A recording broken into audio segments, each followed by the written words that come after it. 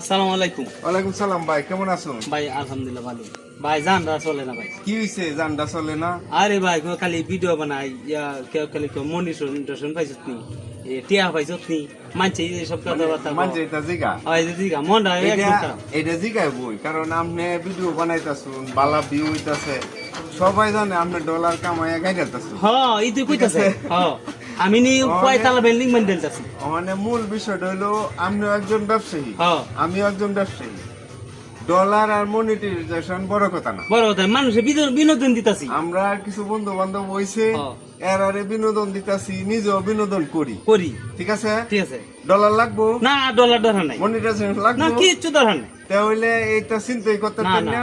আপনি তো বেকার না, না আমিও বেকার না, ব্যবসা করি।